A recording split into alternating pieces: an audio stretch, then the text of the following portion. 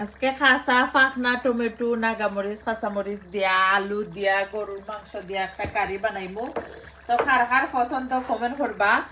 আর আমি 1 ঘন্টা আগে গরুর মাংসের বয়সি ফুল রেসিপি আপনারা ইউটিউব চ্যানেলও দেখবা, সুভাষ ব্লগ ইউকে। তো গরুর মাংস একবারে হাফ কুক হয়ে গেছে কি দেখতেও ফররা। এখন আমি মশলা আট করমু। তো অনেকের রিকোয়েস্ট থাকে আমি 2.5 কেজি মাংসের মধ্যে কতখান স্পাইস আড করি আর কি। তো আমি সবসময় 2.5 কেজি মাংস 2 স্পুন মরিচ আড করি। তো আপনারা নিজের ইচ্ছা, আপনারা যতক্ষণ চাই খাইতে পারবা স্পাইস। আমি মিডিয়াম স্পাইস খাই। আর আমি হলুদ আড করমু 1 স্পুন, ধনিয়া 1 স্পুন আড করমু, আর লাস্টে আড করমু জিরা।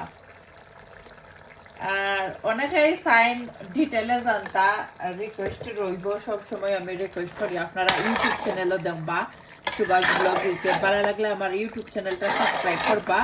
আমার অনেক ব্রাদার এন্ড সিস্টার সাপোর্ট করেন, সাবস্ক্রাইব করছেন আমার চ্যানেল। থ্যাংক ইউ আপনারা সবাই রে। তো এখন সুন্দর হয়ে দেখতেও পারা মাংসর সাথে মশলারে বালাটি কেনে কষাই লিমু। যেহেতু আলু দিমু, আলুরও খসাই লিমু। একলগেও মাংস আলু খসানি হয়ে যাব। তো আলুগুলো আড করে দিব আমি। মাংসের লগে আলুরে খসাই লিলে মজা লাগে আর কি। আর এখানের মধ্যে আমি দেখতেও পারা পাখনা টমেটো, কাঁচা টমেটো আড করলাম পরিমাণ মতো, নাগা একটু আড করলাম। নাগা আসলে যে নাইস একটা ফ্লেভার দেয়।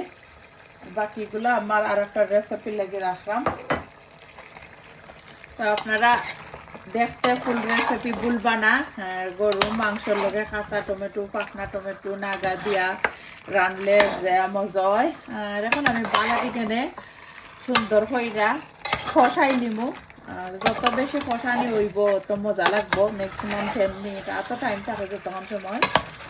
আর আমি তো 10-12 মিনিট খসাই বালা টেনে মাংসরে মিশে হইরা সুন্দর হইরা নাইস হইরা খসাইমু। লোক যায় নাইস আর ধীরে ধীরে স্লোলি কালার আইব কারির মধ্যে। বাই।